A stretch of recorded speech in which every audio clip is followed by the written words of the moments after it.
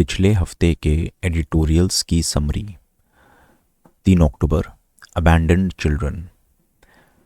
अक्सर न्यूज़ आती है कि एक छोटा सा बच्चा पाया गया लावारिस अवस्था में।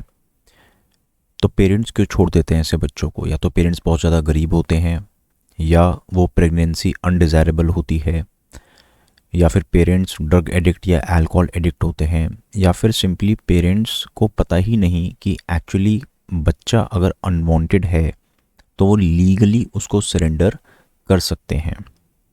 अवेयरनेस लो है। तो बच्चे को छोड़ देना या सरेंडर कर देने में डिफरेंस क्या होता है? देखो, दोनों ही केस में पेरेंट्स अपने बच्चे को छोड़ रहे हैं, लेकिन अबैंडन का मतलब होता है जैसे सड़क पे छोड़ देना, कूड़े के ढेर में छोड़ देना। तो उसमें छोटा सा बच्चा अकेला है, उस केस में ही इज़ इन डेंजर। लेकिन अगर उसको चाइल्ड वेलफेयर कमेटी के सामने सरेंडर किया जाए तो फिर चाइल्ड वेलफेयर कमेटी उस बच्चे का पूरा ख्याल रखेगी। इसलिए surrender should be preferred over abandonment. Abandonment तो कभी होनी ही नहीं चाहिए। क्या किया जा सकता है? सबसे पहले लोगों को एंकरेज करो कि वो सरेंडर करें, ना कि अबैंडन। और जनरली जो आशा वर्कर्स या आंगनवाड़ी वर्कर्स होते हैं उनको जनरली पता होता है कि कौन सी विमेन की अनवांटेड प्रेगनेंसी थी, एंड शायद वो इसके बाद बच्चे को ऐसा लावारिस अवस्था में छोड़ सकते हैं। तो इसलिए उनको इंकरेज करो कि वो लोगों की काउंसलिंग करें, उनको बताए कि सरकार ने सरेंडर का प्रोविज़न बनाया हुआ है। अगर आपको बच्चा नहीं चाहिए तो आप उसको लावारिस मत छोड़ो, रैदर उसको सरेंडर कर दो। लोगों में अवेयरनेस फैलाओ कि कानून के मुताबिक आप लीगली बच्चे को छोड़ सकते हो चाइल्ड वेलफेयर कमेटी के पास, उसमें कोई इशू नहीं होगा, ये कोई क्राइम नहीं है। एंड लोगों को समझाओ कि अगर उन्हें कोई भी लावारिस बच्चा मिलता है तो ये उनकी लीगल रिस्पॉन्सिबिलिटी है कि वो 24 घंटे के अंदर सरकार को बताए उस बच्चे के बारे में। इस सरेंडर प्रोविज़न की वाइड पब्लिसिटी दी जानी चाहिए ताकि इंडिया में कभी कोई बच्चे को ऐसे अबैंडन ना छोड़े। क्लास 34 में एडॉप्शन के बारे में डिस्कस किया गया था। 3 October, inflation control must be top priority. RBI ने पिछले 6 महीने में रेपो रेट को 1.9% इंक्रीज़ किया है। इस एडिटोरियल में बताया गया है कि पिछले कुछ सालों में इकॉनमी को 3 बड़े खतरे कौन से फेस करने पड़े। सबसे पहले कोरोना की वजह से लॉकडाउन लगाना पड़ा, जिसकी वजह से इकोनॉमिक ग्रोथ स्लो हो गई। फिर यूक्रेन वॉर शुरू हुआ। यूक्रेन वॉर की वजह से सप्लाई चेन्स डिसरप्ट हो गई और इन्फ्लेशन बहुत सारी कंट्रीज़ को झेलनी पड़ रही है, स्पेशली फूड एंड फ्यूल में। And central banks specially western countries के रेट हाइक्स कर रहे हैं, जिसकी वजह से रुपी और बाकी करेंसीज डेप्रिशिएट हो रही हैं। आने वाले टाइम में और क्या खतरे हो सकते हैं? ऐसा अनुमान है कि शायद खारिफ आउटपुट राइस और दालों की थोड़ी कम हो सकती है। कुछ एरियाज़ जहाँ पे सब्जियाँ उगाई जाती हैं वहाँ पे एक्सेस रेनफॉल की वजह से सब्जियाँ ख़राब हो सकती हैं, जिसकी वजह से फूड इन्फ्लेशन और बढ़ सकता है। एंड आने वाले टाइम में सरकार अपनी स्पेंडिंग बढ़ा सकती है, क्योंकि इस समय GDP growth rate expected rate से थोड़ा कम जा रहा है, इसलिए सरकार स्पेंडिंग बढ़ाएगी। अगर सरकार स्पेंडिंग बढ़ाएगी यानी कि सिस्टम में और पैसा आएगा। आरबीआई एक तरफ ट्राई कर रहा है कि पैसा कम जाए, लिक्विडिटी कम करने की कोशिश कर रहा है रेट हाइक करके। दूसरी तरफ सरकार पैसा और इंक्रीज कर देगी, तो यानी कि आरबीआई के रेट हाइक करने का कोई फ़ायदा नहीं हो पाएगा, राइट। तो ये अपकमिंग चैलेंजेस हैं। इसलिए एडिटोरियल में कहा गया है कि आरबीआई ने रेट्स बढ़ा के बिल्कुल ठीक किया है, क्योंकि इन्फ्लेशन कंट्रोल प्रायोरिटी होनी चाहिए। 3 अक्टूबर, नॉन वायलेंस। गांधी जी कहते थे कि पीस कोई पॉलिटिकल इशू नहीं है, बल्कि एथिकल इशू है। अगर आपकी स्पिरिचुअल ग्रोथ है, आप स्पिरिचुअल हो, तभी आप पीस को प्रमोट कर पाओगे। पॉलिटिकल एक्टिविटीज़ का एक ही पर्पस होना चाहिए, वो है सोसाइटी की मॉरल प्रोग्रेस। लेकिन कुछ हिटलर टाइप के लोग होते हैं, उनको लगता है हम जैसे मर्जी पॉलिटिक्स करें, उससे फ़र्क नहीं पड़ता। हम मॉरलिटी एथिक्स को फॉलो कर रहे हैं नहीं कर रहे हैं, कोई फ़र्क नहीं पड़ता, हमें सिर्फ पॉलिटिक्स से मतलब होता है। Peace and violence. Gandhi ji इस बात को समझते थे कि वायलेंस 2 तरह का होता है, एक खुद को बचाने के लिए, दूसरा दूसरों को दबाने के लिए। इंसान को खुद को बचाने के लिए अगर वायलेंस करना पड़े तो करना चाहिए, चुपचाप नहीं बैठना चाहिए, कायर नहीं बनना चाहिए। कायरता गलत है। अगर आपके पास चॉइस है कि आप कायर बन के चुपचाप बैठ जाओ वर्सेस आप अपने हक के लिए लड़ो, तो हमें लड़ना चाहिए, हमें वायलेंस को अपनाना चाहिए, ऐसा गांधी जी कहते थे। लेकिन वो ये भी कहते थे कि अगर वायलेंस और नॉन वायलेंस में आपके पास ऑप्शन है, यानी कि आप अपने आप को नॉन वायलेंस के थ्रू बचा सकते हो, तो आपको नॉन वायलेंस को प्रेफरेंस देना चाहिए। Peace and punishment. अगर आप इस लायक हो कि आप दूसरे बंदे से बदला ले सको, तो आपके पास ऑप्शन है कि भी या तो बदला ले लो, या दूसरा ऑप्शन ये है कि आप उस बंदे को माफ़ कर दो। और माफ़ करना ऐसी सिचुएशन में बहुत बड़ी बात होती है, राइट। अब फॉर एग्जांपल मान लो एक चूहा है, एक बिल्ली उसको खाने आ रही है, तो चूहा क्या करेगा? क्या वो चूहा उस बिल्ली को माफ़ कर देगा? नहीं, इसको माफ़ करना थोड़ी ना कहोगे। एक्चुअली चूहा इस पोजीशन में ही नहीं है कि वो बिल्ली से लड़ पाए, राइट। तो उसका कोई माफ़ करने का ऑप्शन नहीं है। उसको क्या करना है, वो मैक्सिमम जितना हो सकता है वायलेंट होगा अपने आप को बचाने के लिए। तो बेसिकली अगर आप दूसरे बंदे को, देखो चूहा यहाँ पे बिल्ली को पनिश नहीं कर सकता है ना, तो यहाँ पे सवाल ही नहीं उठता कि वो माफ़ कर दे बिल्ली को या उससे बदला ले। नहीं, यहाँ पे उसको लड़ना ही पड़ेगा। तो यानी कि अगर यहाँ पे चूहा लड़ रहा है, आप कहोगे चूहा वायलेंट हो गया, तो उसमें उसकी गलती नहीं है। चूहा एक्चुअली बिल्ली के वायलेंस को कम करने की कोशिश कर रहा है, राइट। तो अगर हो सके तो हमें दूसरे बंदे को फॉरगिव करना चाहिए, लेकिन फॉरगिव तब करो जब आपके इतनी पावर हो कि आप उसको पनिश कर सको। Peace and humanity. Non violence जो है ना, वो इंसानियत का ही पार्ट है। खुद सोचो कि जहाँ पे भी वायलेंस होता है वहाँ पे इंसानों का नुकसान होता है, वहाँ पे सारी चीज़ें डिस्ट्रॉय हो जाती हैं, चाहे वो इंफ्रास्ट्रक्चर हो या कुछ भी हो। और जहाँ पे शांति होती है वहाँ पे सबका भला होता है, वहाँ पे प्रोग्रेस होती है। अगर आप अपने दोस्तों से या घर में लोगों से लड़ रहे हो तो आप पढ़ाई नहीं कर पाओगे, आपकी प्रोग्रेस नहीं हो पाएगी, टेंशन में रहोगे। लेकिन अगर आप शांति बनाए रख रहे हो तो आपकी प्रोग्रेस होगी, पढ़ाई में अच्छा मन लगेगा। ऐसी सोसाइटीज़ में भी, जिन सोसाइटीज़ में वायलेंस होता है वहाँ पे सोशल प्रोग्रेस नहीं हो पाती। जहाँ पे शांति मेंटेन रहती है वहाँ पे बहुत अच्छी प्रोग्रेस होती है। कंक्लूजन ये है कि आजकल हर जगह कॉन्फ्लिक्ट बहुत बढ़ रहा है, जैसे यूक्रेन वॉर। इसलिए हमें ध्यान देना चाहिए कि एग्जैक्टली पीस की ज़रूरत क्या है, पीस क्यों इम्पॉर्टेंट है। अगर पीस नहीं होगा तो इंसानों की प्रोग्रेस कभी हो ही नहीं पाएगी। एक चीज़ है जो उस आर्टिकल में नहीं दी है, बट मेरे ख्याल से आपको समझ जानी चाहिए कि पीस की अपनी एक लिमिटेशंस होती हैं, ठीक है। हर चीज़ की लिमिटेशन होती है, वायलेंस की भी लिमिटेशन होती है। तो इसको पढ़ के आपको ऐसा लगेगा कि शायद गांधी जी कहते थे कि भाई अगर तुम्हारे ऊपर कोई अत्याचार कर रहा है तो आप वायलेंस से उससे लड़ सकते हो। लेकिन ध्यान रखो, कुछ डेमोक्रेसीज़ में कुछ गवर्नमेंट पावर में आने के बाद, जैसे हिटलर था, हिटलर इलेक्शंस के थ्रू पावर में आया, राइट। तो कुछ अथॉरिटेरियन रिजीम्स बन जाती हैं। फॉर एग्जाम्पल, बंदा इलेक्शन लड़ेगा, पावर में आएगा, लेकिन फिर तानाशाह की तरह रूल करने लगता है। तो क्या ऐसी सरकार के खिलाफ आप वायलेंस का यूज़ कर सकते हो? नहीं।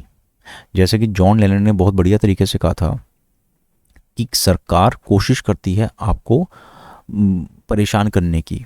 अगर आप परेशान हो जाओगे तो आप सरकार के खिलाफ वायलेंस करोगे, राइट।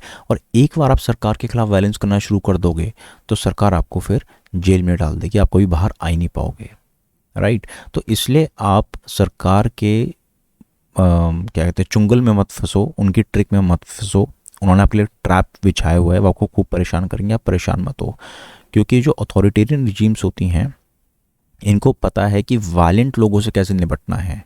लेकिन अगर आप नॉन वायलेंट तरीके से सरकार से लड़ रहे हो तो सरकार उस केस में आपके सामने विफल हो जाती है, हार जाती है। 4 अक्टूबर, इस तमिलनाडुज ब्रेकफास्ट स्कीम पॉपुलिस्ट और पर्टिनेंट। इंडिया में लोग लगभग 6.5 साल ऑन एन एवरेज स्कूल में बिताते हैं और हंगर इंडेक्स में इंडिया की रैंक बहुत बेकार है। It is 101 out of 116 countries. यानी कि स्कूलिंग और हंगर के लिए हमें भी बहुत काम करना है। स्टूडेंट्स जनरली अपना ब्रेकफास्ट स्किप कर देते हैं। एक ये हो सकता है कि भी स्कूल सुबह जल्दी शुरू हो जाता है तो बच्चों को टाइम नहीं होता, स्कूल के लिए लेट हो रहे होते हैं। और दूसरा ये होता है कि फाइनेंशियल कंडीशन बहुत लोगों की इंडिया में अच्छी नहीं है, इसलिए वो ये सोचते हैं कि सुबह चले जाओ बस स्कूल जल्दी से, एंड लंच तो स्कूल में मिल ही जाएगा। तमिलनाडु अब फ्री में लंच के साथ, यानी कि जो मिड डे मील स्कीम है उसके साथ अब सुबह ब्रेकफास्ट भी फ्री में बच्चों को देगा। सबको नहीं, बल्कि सरकारी स्कूल में जो 1st से 5 क्लास तक के बच्चे हैं। इसको क्रिटिसाइज़ किया जा रहा है ये कह के भी ये तो फ्री भी है, इससे सरकार पे फाइनेंशियल बर्डन बढ़ेगा, एंड हमें इसकी ज़रूरत भी नहीं है, क्योंकि ये जो कुछ पैरामीटर्स हैं जैसे स्टंटिंग, मैल न्यूट्रिशन, इनमें ऑलरेडी तमिलनाडु काफ़ी बेटर है as compared to the national average. जब वहाँ पे ये दिक्कतें ऑलरेडी बहुत कम हैं तो फिर वहाँ पे सरकार को इस चीज़ पे और ज़्यादा पैसे खर्च नहीं करने चाहिए। लेकिन arguments in support of this scheme वो ये है कि ये सरकार कोई एहसान नहीं कर रही है, बल्कि सरकार की जिम्मेदारी है कि वो लोगों का भला करे, लोगों का वेलफेयर करे, राइट। दूसरी बात ये कि ये फ्री में ब्रेकफास्ट सबको नहीं बांटा जा रहा है, बल्कि गरीबों को बांटा जा रहा है। फॉर एग्जांपल यहाँ पे टारगेट किया जा रहा है गवर्नमेंट स्कूल के स्टूडेंट्स को। अब जनरली पुअर पीपल होते हैं जो गवर्नमेंट स्कूल्स में जाते हैं, which is true for India right now, right. And इससे फ़ायदे बहुत होंगे भाई, जब बच्चे खाना खाएंगे तो हंगर कम होगी, उनका न्यूट्रिशन बढ़ेगा, एंड दूसरा इस बहाने वो और ज़्यादा स्कूल में आएंगे, अटेंडेंस बढ़ेगी, एंड जब बच्चे खाली पेट नहीं बल्कि ब्रेकफास्ट करने के बाद पढ़ाई करेंगे तो उनका फोकस भी पढ़ाई में बेटर होगा। हंगर क्लास 35 में डिस्कस हुआ था एंड इलेक्शन फ्रीबीज क्लास 64 में डिस्कस हुई थी। 4 October, with the rupee under pressure what next. पिछले एक साल में रुपया 10% से ज़्यादा गिर चुका है, 80 का मार्क क्रॉस कर चुका है। पिछले एक साल में हमारे फॉरेक्स रिजर्व्स $100 बिलियन गिर चुके हैं। वीक रुपी एक्चुअली अच्छा होता है एक्सपोर्ट्स के लिए, लेकिन इससे इंपोर्ट्स कॉस्टलियर हो जाते हैं, यानी कि वीक रुपी से फ़ायदे भी हैं नुकसान भी हैं। रुपया गिरा क्यों? भाई सिंपल सी बात है, डॉलर की डिमांड बढ़ी। डॉलर की डिमांड क्यों बढ़ी? जब हम ऑयल इंपोर्ट करते हैं तो हमें पेमेंट डॉलर में करनी होती है। अब ऑयल इंपोर्ट और कॉस्टली हो गया है क्योंकि क्रूड ऑयल के रेट बढ़ गए हैं, तो यानी कि अब हमें सेम क्रूड ऑयल की क्वांटिटी इंपोर्ट करने के लिए ज़्यादा पेमेंट करनी है, डॉलर की डिमांड बढ़ रही है, राइट। जिसकी वजह से हमारा करंट अकाउंट डेफिसिट भी बढ़ रहा है, रुपी वीक हो रहा है। दूसरा, US Fed interest rate increase कर रहा है, जिसकी वजह से वहाँ की बॉन्ड मार्केट ज़्यादा अट्रैक्टिव हो रही है, तो यहाँ से पैसा निकल के वहाँ पे इन्वेस्ट हो रहा है, इस वजह से रुपया गिर रहा है। अब आरबीआई क्या कर सकता है? आरबीआई ने कहा भी ठीक है, हम अगर रशिया से ऑयल इंपोर्ट कर रहे हैं तो आप पेमेंट डॉलर में मत करो, पेमेंट आप रुपी में कर सकते हो, ठीक है, रूबल में एक्सचेंज आप कर सकते हो। लेकिन आरबीआई ने अनाउंस तो कर दिया, लेकिन प्रैक्टिकली ये चीज़ ज़्यादा अभी तक कारगर नहीं हुई है। दूसरा, आरबीआई खुद डॉलर्स की सप्लाई बढ़ा रहा है ताकि जो जिस स्पीड से रुपया गिर रहा है उस वॉलेटिलिटी में थोड़ा सा डिक्रीज़ किया जाए। लेकिन एक लिमिटेशन है, आरबीआई कभी भी रेट को तय नहीं कर सकता। आरबीआई ये नहीं कह सकता कि रुपी डॉलर एक्सचेंज रेट 79 रहेगा, 81 रहेगा, नहीं। वो स्पीड ऑफ डिक्लाइन थोड़ा सा कंट्रोल कर सकता है, उथल पुथल कम कर सकता है, लेकिन अगर रुपया गिरना है तो गिरेगा ही, उसको आरबीआई प्रिवेंट नहीं कर सकता। इसलिए आरबीआई का लिमिटेड रोल है यहाँ पे। कुछ लोग ये कहते हैं कि अगर रुपया वीक हो रहा है तो उसमें क्या फ़र्क पड़ता है, ठीक है ना। वैसे भी आप तो अगर देखो तो बाकी करेंसीज के मुकाबले रुपया फिर भी कम गिरा है, बाकी कंट्रीज में तो और भी बुरी हालत है, तो इसलिए हमें कोई चिंता नहीं करनी चाहिए। रिसेशन आएगा तो इंडिया में तो नहीं आ रहा ना, वहाँ पे आ रहा है बाहर, तो हमें चिल मारना चाहिए, कुछ लोग ऐसा कहते हैं।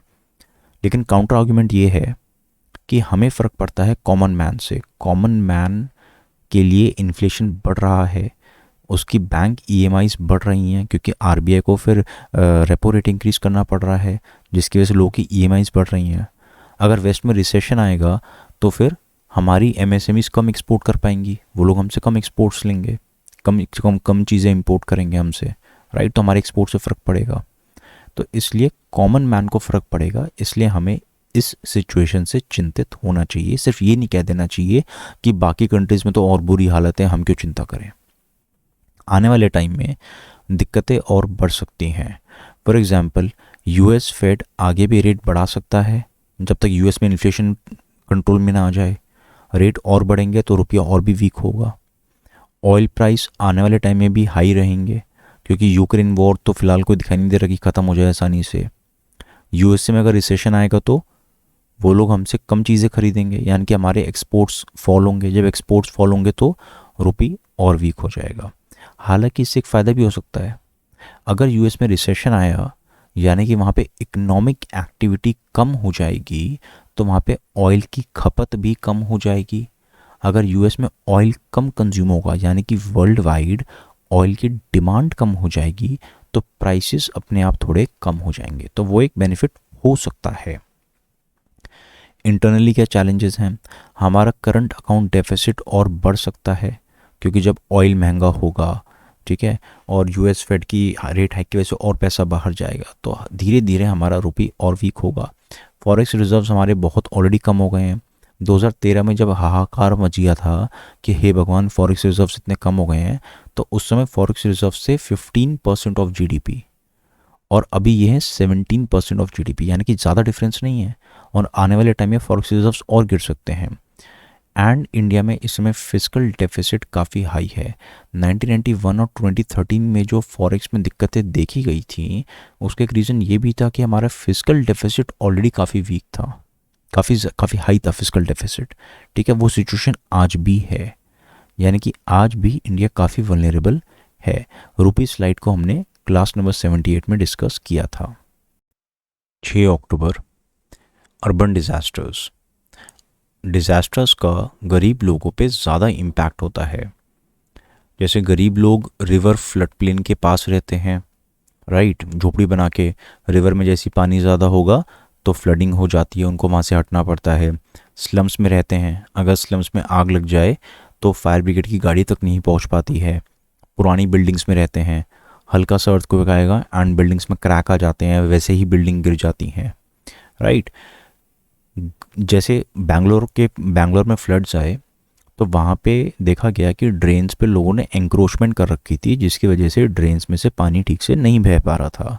तो सरकार ने इमीडिएटली एक्शन लिया, और जहाँ पे भी गरीब लोगों ने ड्रेन्स पे कब्जा किया हुआ था, तो सरकार ने इमीडिएटली एंक्रोचमेंट को हटाना शुरू कर दिया। लेकिन जैसा हमने 30 सितंबर वाले आर्टिकल में देखा था कि जहाँ पे अमीर लोगों ने या बड़ी बड़ी कंपनीज ने ड्रेन्स पे कब्जा किया हुआ था, तो वहाँ पे सरकार ने पहले तो कहा हम सारी इंक्रोचमेंट को हटाएंगे, लेकिन बाद में सरकार ने क्या कहा कि हम एक्चुअली ड्रेन्स को ही डाइवर्ट कर देंगे उन एरिया से। तो सरकार का एक्शन भी काफ़ी हद तक बायस्ड होता है, मीडिया भी ऐसी करती है। बैंगलोर में फ्लड्स आए तो 2-2 करोड़ की गाड़ियाँ पानी में डूब रही हैं, उनका इंजन ख़राब हो रहा है, वो सब तो मीडिया दिखा रही है। लेकिन स्लम्स में से कितने लोगों को माइग्रेट करना पड़ा, वो मीडिया नहीं दिखा रही। सरकार कैसे रिस्पॉन्स करती है जब बैंगलोर जैसे फ्लड्स आते हैं? तो सरकार बड़े बड़े प्रोजेक्ट अनाउंस कर देती है कि हाँ भी देखो हम कुछ एक्शन ले रहे हैं, लेकिन इससे कोई ज़्यादा फ़र्क नहीं पड़ता। ठीक है, फ़र्क तब पड़ेगा जब सिटी के प्लानिंग प्रोसेस में ही क्लाइमेट और एनवायरनमेंट को ध्यान में रखो। ये कैसे ध्यान में रखा जाएगा? मास्टर प्लान्स के थ्रू।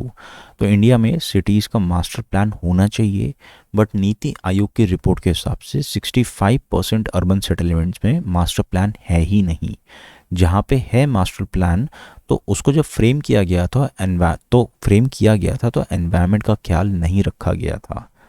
मास्टर प्लान्स को फ्रेम करते हुए लोगों से रेयरली कंसल्ट किया जाता है, एंड मास्टर प्लान्स कोई स्टैट्यूटरी लॉ नहीं होता है, ये कोई लॉ नहीं होता है, ये बस सरकार की एक पॉलिसी होती है। ठीक है, तो अगर इसको कोई ठीक से फॉलो नहीं कर रहा है तो आप उसके खिलाफ एक्शन भी आसानी से नहीं ले पाते हो। एक इशू होता है मल्टीप्लिसिटी ऑफ अथॉरिटीज़, यानी कि बहुत सारी अथॉरिटीज़ होती हैं, जिसकी वजह से आप किसी की भी अकाउंटेबिलिटी मेंटेन नहीं कर पाते हो। फॉर एग्जांपल, बैंगलोर में अगर बारिश ज़्यादा हो तो ड्रेन्स के थ्रू पानी एकदम सही से बहता रहे, ये इंश्योर करने के लिए 12 एजेंसीज रिस्पॉन्सिबल है। और जब वो ड्रेन्स ठीक से काम नहीं कर पाती हैं तो हर डिपार्टमेंट दूसरे डिपार्टमेंट को दोष दे देता है, या कई बार उनमें आपस में कोऑर्डिनेशन नहीं हो पाता है। तो सिंगल एजेंसीज होनी चाहिए। अर्बन डिजास्टर्स को हमने क्लास नंबर 40 में डिस्कस किया था। 6 अक्टूबर, गवर्नर अक्सर कंट्रोवर्सी में रहते हैं। 2 रीसेंट कंट्रोवर्सीज थी, जैसे तमिलनाडु में गवर्नर ने नीट एग्जेम्पशन बिल प्रेसिडेंट को तो फॉरवर्ड किया, बट बहुत ज़्यादा डिले के बाद। केरला में गवर्नर ने पब्लिकली बोल दिया कि वो लोकायुक्त बिल को एसेंट नहीं देंगे, राइट। अब सरकार कुछ ना कुछ सोचती है, प्लानिंग करती है कि अब हम ये कानून लाएंगे, फिर वो कानून लाएंगे। सरकार ने पूरी प्लानिंग करी हुई होती है, और जब गवर्नर्स इस तरह से एक्शन लेते हैं तो सरकार की पूरी प्लानिंग फेल हो जाती है। आर्टिकल 200 ऑफ कॉन्स्टिट्यूशन में कुछ ऑप्शंस दिए हैं कि जब स्टेट लेजिस्लेचर किसी बिल को पास करके गवर्नर के पास भेजते हैं तो गवर्नर उस केस में क्या कर सकते हैं भाई, या तो वो उसको साइन कर देंगे उस पर, उससे वो बिल लॉ बन जाएगा। दूसरा, गवर्नर उसको वापस भेज सकते हैं, लेकिन अगर फिर से स्टेट लेजिस्लेचर उसको पास कर दे तो फिर गवर्नर को साइन करना ही पड़ेगा। तीसरा ऑप्शन है गवर्नर के पास कि वो बिल को प्रेसिडेंट को फॉरवर्ड कर दें, लेकिन एक ही कंडीशन है जब वो ऐसा कर सकते हैं, वो ये कि अगर उस बिल से उस स्टेट के हाई कोर्ट की पावर्स पे नेगेटिव इम्पैक्ट पड़ रहा है, सिर्फ तभी प्रेसिडेंट को वो बिल फॉरवर्ड किया जा सकता है। एंड चौथा ऑप्शन दिया गया है कि वो साइन करने से मना कर दें। अब कॉन्स्टिट्यूशन के हिसाब से कानून बनाने की जिम्मेदारी किसकी है? गवर्नर की नहीं, कानून बनाने की जिम्मेदारी है स्टेट लेजिस्लेचर की, राइट। तो अगर स्टेट लेजिस्लेचर अपना काम कर रहे हैं तरीके से, तो उसमें गवर्नर को कभी इस तरह से मना नहीं करना चाहिए, राइट। तो अगर गवर्नर मना कर रहे हैं तो उसका बहुत ही अहम, बहुत ही ठोस रीज़न होना चाहिए। आइडियली गवर्नर्स को साइन करने से मना नहीं करना चाहिए। नेक्स्ट दिया गया है यूज़ ऑफ पॉकेट वीटो, यानी कि गवर्नर कुछ एक्शन ही ना ले। भाई आर्टिकल 200 4 ऑप्शन देता है, अगर गवर्नर कहे कि मैं कोई एक्शन ही नहीं ले रहा तो उसको हम बोल देते हैं इनफॉर्मली पॉकेट वीटो। लेकिन इस एडिटोरियल में बहुत बढ़िया बात कही गई है कि देखो आर्टिकल 200 में ऑप्शंस दिए ही क्यों गए हैं, ये बताने के लिए कि तुम्हारे पास सिर्फ 4 ही ऑप्शंस हैं, राइट। अब तुम अगर एक्शन नहीं ले रहे हो तो एक तरह से तुम अपने आप एक 5th ऑप्शन क्रिएट कर रहे हो। एक्शन नहीं लेना कोई ऑप्शन थोड़ी ना दिया गया है, यानी कि जब कोई गवर्नर एक्शन नहीं लेते हैं तो एक्चुअली वो आर्टिकल 200 का वायलेशन कर रहे हैं। इसीलिए पंची कमीशन ने भी कहा था कि गवर्नर्स को 6 महीने के अंदर डिसीजन लेना चाहिए। हालांकि इस चीज़ को इम्प्लीमेंट नहीं किया गया है। बाकी कंट्रीज़ में क्या होता है कि जब कोई स्टेट लेजिस्लेचर बिल पास कर देता है तो उसके बाद गवर्नर या वहाँ के प्रेसिडेंट का क्या रोल रहता है। यूके में रॉयल एसेंट यानी कि जो किंग हैं वो साइन करते ही करते हैं, उनका साइन सिर्फ एक फॉर्मेलिटी है। फॉर एग्जांपल आज से मतलब 300 साल पहले हुआ था जब किंग ने साइन करने से मना किया था। 300 साल में ऐसा कभी नहीं हुआ यूके में कि किंग ने मना कर दिया हो, बिल कैसा भी हो। यूएसए में प्रेसिडेंट मना कर सकता है साइन करने के लिए, लेकिन अगर दोनों हाउसेस फिर से 2/3 मेजॉरिटी से बिल को पास कर दें तो वो कानून बन जाता है। इंडिया में क्या होता है, इंडिया में अगर गवर्नर मना कर दे कि मैं साइन नहीं कर रहा तो आप कुछ नहीं कर सकते, राइट। तो यानी कि बाकी कंट्रीज़ में लॉ मेकिंग बॉडी को तवज्जो दिया जाता है, लेकिन इंडिया में ऐसा नहीं है। गवर्नर जिसको हम इलेक्ट तक नहीं करते वो डिसाइड कर लेते हैं कि ये चीज़ बिल नहीं बनेगी, एंड उसके आगे आप कुछ नहीं कर सकते फिर। तो ऐसे केस में क्या जुडिशरी इंटरफेयर कर सकती है? आर्टिकल 361 साफ साफ कहता है कि प्रेसिडेंट या गवर्नर कोई भी एक्शन लेते हैं तो उनके खिलाफ आप कोर्ट में नहीं जा सकते हो। लेकिन रामेश्वर प्रसाद केस 2006 में सुप्रीम कोर्ट ने साफ साफ कहा था कि अगर मैलाफाइड है, कुछ गलत हो रहा है, तो उस केस में सुप्रीम कोर्ट इंटरफेयर कर सकते हैं। गवर्नर का टॉपिक हमने क्लास नंबर 30 में डिस्कस किया था। Election freebies, model code of conduct और इलेक्शन फ्रीबीज हम पहले डिस्कस कर चुके हैं class number 8 and class number 64 में। यहाँ पे वो चीज़ बताई गई है कि मॉडल कोड ऑफ कंडक्ट में कहा गया है कि जब पॉलिटिकल पार्टीज इलेक्शन से पहले कोई प्रोमिस करती हैं तो उन पार्टीज़ को बताना चाहिए कि वो ऐसे प्रॉमिस क्यों कर रही हैं एंड उसकी क्या क्या फाइनेंशियल इम्प्लीकेशंस होंगी। लेकिन पॉलिटिकल पार्टीज़ ऐसी बात जो बताती हैं वो सिर्फ फॉर्मेलिटी होती है, वो फॉर्मेलिटी के लिए बता देती हैं कि भी हम ऐसा प्रॉमिस इसलिए कर रहे हैं, इससे लगभग इतना फाइनेंसिस पे इम्पैक्ट पड़ेगा, बस फॉर्मेलिटी के लिए, उसमें कुछ ज़्यादा डिटेल्स नहीं होती हैं। तो अब इलेक्शन कमीशन ने प्रपोज किया है कि मॉडल कोड ऑफ कंडक्ट को अमेंड किया जाए ताकि इस बारे में और ज़्यादा डिटेल्स पॉलिटिकल पार्टीज़ को लिखनी पड़े।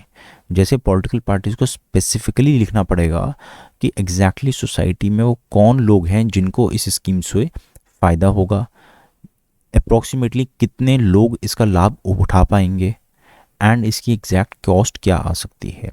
जब ऐसे प्रॉपर डिटेल्ड चीज़ें लिखेंगी पॉलिटिकल पार्टीज़ तो उससे क्या होगा, उससे ये होगा कि वादा करने से पहले पॉलिटिकल पार्टीज़ 2 बार सोचेंगी। दूसरा, ऑपोजिशन पार्टी वाले दूसरी पार्टी के प्रोमिसेस को और अच्छे से स्क्रूटनाइज कर पाएंगे एंड आम जनता के लिए आसान हो जाएगा ये आइडेंटिफाई करना कि कौन सी पॉलिटिकल पार्टी इस प्रॉमिस के लिए सीरियस है एंड कौन सी पॉलिटिकल पार्टी सिर्फ हवा में प्रॉमिसेस करे जा रही है। 7 October, domestic ideologies in external setting. Recently United Nations General Assembly के 77वें सेशन में इंडिया ने जो स्टेटमेंट दी उसमें कुछ इश्यूज थे। उसमें इंडिया ने ये कहा कि कई सेंचुरीज तक इंडिया को फॉरेन इन्वेजन्स ने लूटा था। इशू क्या है? जैसे हम कई बार कहते हैं ना कि एंशियंट इंडिया का गोल्डन पीरियड था एंड मिडिवल इंडिया एक डार्क टाइम था इंडिया की हिस्ट्री में। तो ये सब चीज़ें इंटरनल सेटिंग में ठीक है, हम लोग आपस में लड़ाई करने के लिए इन सब चीज़ों के लिए बोल सकते हैं ये सारी बातें, लेकिन इंटरनेशनल लेवल पे हम ये बातें बोल रहे हैं, ये पहली बार हुआ है। कॉलोनियल टाइम्स में इंडिया को एक्सप्लॉइट किया गया, ये हम हमेशा से बोलते आए हैं यूएन जैसे समिट्स में, लेकिन कॉलोनियल टाइम से पहले वाली बात, पहले वाले इंडिया को नेगेटिव सेंस में दिखाना, ये पहली बार ऐसा हुआ है। हमने वहाँ पे ये बोला कि न्यू इंडिया में, आज के इंडिया में जो लीडर्स हैं वो और ज़्यादा ऑथेंटिक हैं और ज़्यादा ग्राउंडेड हैं। लेकिन इंडिया में डेमोक्रेसी तो 1951 से है ना, 1951 से हम लोग अपने नेता खुद चुन रहे हैं, आज भी वही हुआ है। इंडिया में कोई डेमोक्रेसी नई तरीके की तो डेमोक्रेसी आनी गई है, जैसे हर 5 साल में इलेक्शंस होते थे वैसा ही आज भी हो रहा है। तो फिर हम इंटरनेशनली बाकी कंट्रीज को ऐसा क्यों कह रहे हैं कि आज का जो नेता है वो ज़्यादा अच्छा है, इससे पहले के जो नेता थे वो बेकार नेता थे? हम खुद ही अपने देश के पुराने प्राइम मिनिस्टर्स की बुराई कर रहे हैं। वाई? एंड थर्ड ये है कि हमने वहाँ पे ये बोला कि भी इंडिया का कॉलोनियल माइंडसेट है और हम कोशिश करेंगे इसको ख़त्म करने की। मतलब आज तक तो इंडिया ये समझाता रहा ना पूरी दुनिया को कि हमें कॉलोनियलिज्म के खिलाफ लड़ना चाहिए और इंडिया एक पायनियर है इस फील्ड में। जैसे कि नॉन अलाइनमेंट मूवमेंट के थ्रू 1950s एंड 60s में इंडिया एक एंटी कॉलोनियल हीरो की तरह रहा, और अब हम ये कह रहे हैं कि नहीं नहीं, इंडिया का तो खुद का ही कॉलोनियल माइंडसेट है।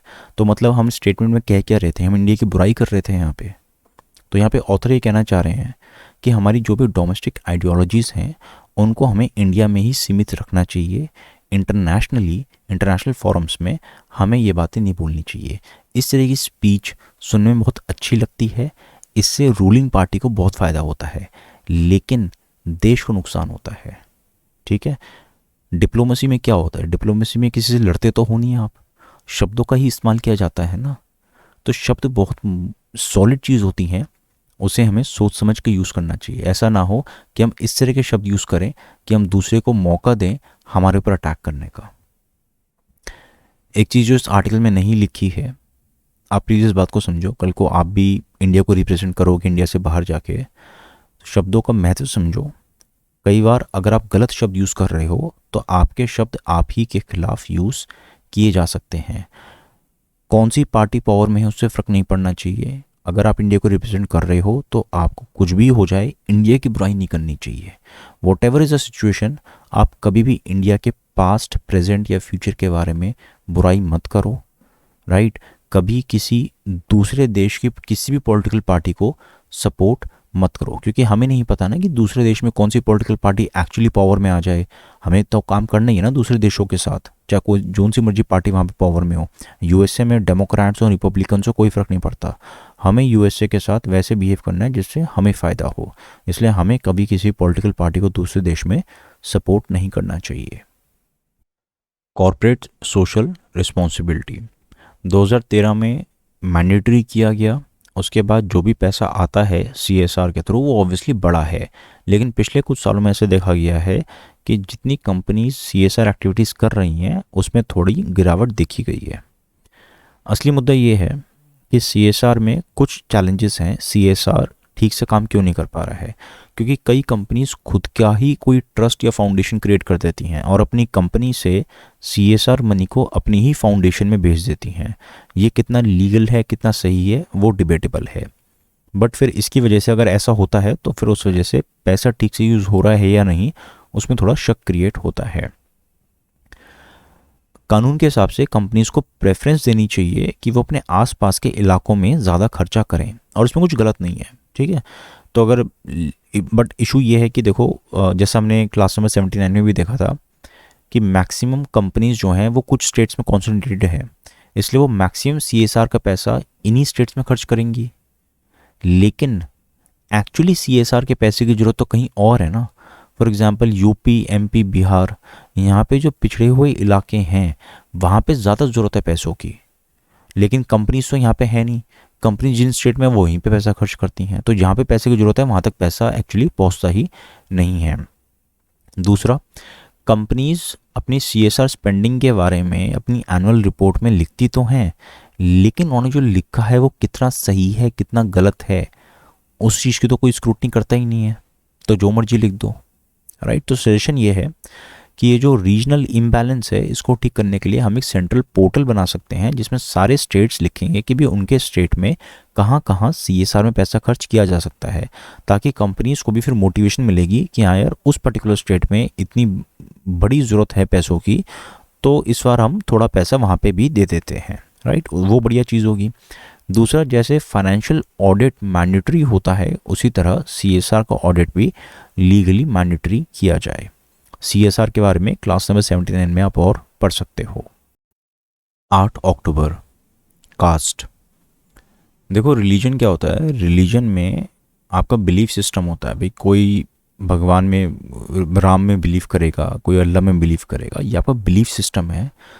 लोगों का बिलीफ सिस्टम अलग अलग होता है, ठीक है, लेकिन कोई भी इंसान दूसरे इंसान से अपने बिलीफ की वजह से ऊपर या नीचे नहीं हो जाता, ठीक है। सब लोग डिफरेंट हैं लेकिन कोई ऊपर या नीचे नहीं है। कास्ट में ऐसा नहीं होता। कास्ट में ऐसे कहा जाता है ना कि ब्राह्मण ऊपर शूद्र नीचे, तो यहाँ पे ऊंच नीच की बात हो जाती है। ऊंच नीच होने की वजह से यहाँ पे नीचे वाले लोगों को एक्सप्लॉइट किया जाता है। लोगों को इस तरह के एक्सप्लॉइटेशन से बचाने के लिए न्यू बुद्धिस्ट मूवमेंट आई थी, यानी कि जैसे कि अंबेडकर ने 5 लाख लोगों के साथ हिंदू धर्म छोड़ के बुद्धिज़्म अपनाया था, राइट। लेकिन ये न्यू बुद्धिज़्म फेल हुआ कास्टिज्म को हटाने के लिए। क्यों फेल हुआ? क्योंकि कई लोग तो अपना रिलीजन चेंज करने में कंफर्टेबल नहीं होते। वो ये कहते हैं we were born a Hindu, हम हिंदू ही रहेंगे, ठीक है ना। हमें मानते हैं कि इनजस्टिस हो रहा है हमारे साथ, लेकिन इसका ये मतलब नहीं कि हम अपना रिलीजन चेंज कर लें, राइट। दूसरा रीज़न ये है कि जो लोग अपना रिलीजन चेंज कर भी लेते हैं तभी बाकी लोग कहते हैं तो क्या हुआ, बुद्धिज़्म भी तो हिंदुज़्म का ही पार्ट है, राइट। तो बुद्धिज़्म को अलग नहीं माना जाता बल्कि हिंदुज़्म का ही पार्ट कह दिया जाता है।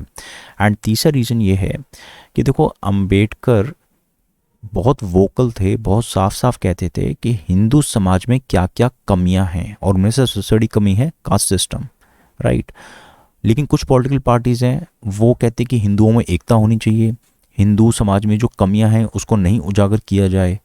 तो अंबेडकर के इन व्यूज़ को ढकने के लिए वो अंबेडकर को खुद के साथ एसोसिएट कर लेती हैं, राइट।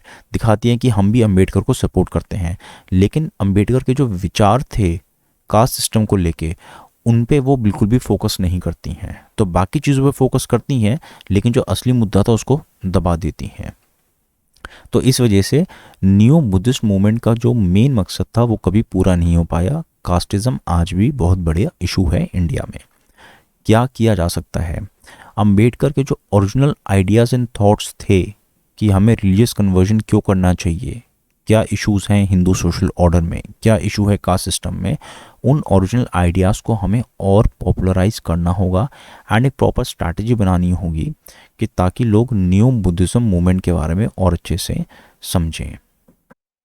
8 अक्टूबर, केमिस्ट्री और सिंथेटिक क्लिक। देखो केमिस्ट्री में क्या कोशिश करी जाती है कि जो भी केमिकल्स नेचर में अपने आप बनते हैं, जैसे प्लांट्स में कुछ केमिकल्स बनते हैं ना, तो हम उन केमिकल्स को लैब में बना सकें। क्योंकि अगर हमने उन केमिकल्स को लैब में बनाने का तरीका ढूंढ लिया तो फिर हम जितना मर्जी वो केमिकल बना सकते हैं, right. So we try to mimic the nature. लेकिन इशू क्या होता है कि उस केमिकल को प्रॉपर्ली लैब में बनाने के लिए कुछ के प्रोसेस में एक्चुअली कुछ बाय प्रोडक्ट्स भी बन जाते हैं। यानी कि आपने ट्राई किया इंडिगो बनाने की, लेकिन इंडिगो के बनाने के प्रोसेस में कुछ बाकी केमिकल्स भी बन जाएंगे एंड वो जो बाकी केमिकल्स हैं वो काफ़ी हानिकारक होते हैं। एंड ये जो प्रोसेस होता है जनरली काफ़ी कॉम्प्लिकेटेड प्रोसेस होता है जिसमें बहुत सारी मैन पावर चाहिए होती है, रिसर्च चाहिए होती है, एंड जो प्रोसेस इतना कॉम्प्लिकेटेड होता है कि अल्टीमेटली आपका प्रोडक्ट काफ़ी एक्सपेंसिव होता है कई बार। ये ट्रेडिशनल बात होती है। अब नोबेल प्राइज़ दिया गया है इस साल क्लिक केमिस्ट्री के बारे में। तो क्लिक केमिस्ट्री क्या होती है? क्लिक केमिस्ट्री में रिएक्शंस कॉम्प्लिकेटेड नहीं होते हैं, बहुत ही सिंपल रिएक्शंस होते हैं, एंड जो हानिकारक बाय प्रोडक्ट्स भी होते हैं वो इस केस में रेयरली बनते हैं, राइट। तो इसमें बेसिकली क्या होता है कि मान लो आपको दो मॉलिक्यूल्स की बॉन्डिंग करवानी है, वो नॉर्मली बॉन्ड नहीं हो पाते हैं, तो उसके लिए आपको कॉम्प्लिकेटेड प्रोसेस लेने की ज़रूरत नहीं है। रैदर जैसे मान लो आप लीगो ब्लॉक से खेलते हो या सीट बेल्ट को बकल करते हो, एक सिंपल सा प्रोसेस है ना, ये सीट बेल्ट है, ये बकल है, उसमें सीट बेल्ट गई, ख़त्म। तो उसी तरह इतने सिंपल तरीके से आप केमिस्ट्री को भी अपना सकते हो। उसके लिए आपको बहुत केमिकल प्रोसेसेस, कॉम्प्लिकेटेड प्रोसेस करने की ज़रूरत नहीं है। ये क्लिक केमिस्ट्री अलाउ करती है। किस तरह से? क्लिक केमिस्ट्री में बेसिकली होता क्या है, ये देखा गया कि एजाइड्स एक ग्रुप होता है केमिकल्स का, एक एल्काइंस होता है। एजाइड्स और एल्काइंस को अगर कॉपर आयंस की प्रेजेंस में रखा जाए तो वो आपस में चिपक जाते हैं, आपस में बॉन्ड बना लेते हैं, राइट। ये एक सिंपल सा फैक्ट है। तो इसको यूज़ कैसे किया जाता है क्लिक केमिस्ट्री में, कि भाई मान लो आपको molecule A and molecule B दोनों को आपस में जुड़वाना है, बट वो जुड़ नहीं पाते हैं। तो अब क्या करोगे, मॉलिक्यूल ए में एजाइड्स को जोड़ दोगे, मॉलिक्यूल बी में एल्काइंस को जोड़ दोगे, राइट। अब क्या करोगे, अब उस सॉल्यूशन में कॉपर आयंस डाल दोगे। तो इस पहले मॉलिक्यूल के साथ जो एजाइड्स जुड़े हैं और दूसरे मॉलिक्यूल के साथ जो एल्काइंस जुड़े हैं वो आपस में बॉन्ड बना लेंगे। जिन्होंने आपस में बॉन्ड बना लिया तो एक तरह से ए और बी मॉलिक्यूल्स भी इनडायरेक्टली आपस में जुड़ गए। तो यानी कि बिना किसी कॉम्प्लिकेटेड प्रोसेस के, बिना किसी हानिकारक बाय प्रोडक्ट के आपने अपना ऑब्जेक्टिव अचीव कर लिया। एक बड़ी अच्छी सी लाइन दी है इस एडिटोरियल में, आप कहीं भी उसको फिट कर सकते हो, rethinking the fundamentals can bring revolution. जो भी हमें फंडामेंटल चीज़ें पढ़ाई जाती हैं कि ऐसा ही होता है, मान लो इस बात को, आप दोबारा सोचो एक बात को कि ऐसा अगर कहा जाता है तो क्यों कहा जाता है, हम उसमें क्या चेंजेस ला सकते हैं। जब आप कुछ चेंजेस लाओगे एकदम फंडामेंटल थॉट प्रोसेस में, तब रेवोल्यूशन आ सकता है। आप लोग रोज़ एडिटोरियल को पढ़ा करो, समझो और उसकी समरी अपने पास रखो। जब आप समरी लिखोगे तो आपको नया कंटेंट मिलेगा एंड आपकी राइटिंग प्रैक्टिस भी हो जाएगी। ज़्यादा गूगल मत करो चीज़ें, बस आप समराइज़ करने की कोशिश करो। अगर आप इनिशियली समराइज़ नहीं भी कर पा रहे हो तो भी हारो मत, कोशिश ज़रूर करो। चाहे किसी को मत दिखाओ अपना आपने क्या लिखा है, लेकिन कोशिश ज़रूर करो, धीरे धीरे इंप्रूवमेंट होगी। अगर आप बिल्कुल ही कॉन्फिडेंट नहीं हो तो एडिटोरियल पढ़ो एंड उसके बाद मैं जो समरी देता हूँ उसको आप पढ़ लिया करो। रोज़ रात को 11 बजे से पहले समरी इसी पर्टिकुलर डॉक्यूमेंट में अपलोड हो जाती है एंड वीकली यानी कि संडे की संडे मैं उन समरीज़ को यूट्यूब पे एक्सप्लेन भी कर देता हूँ।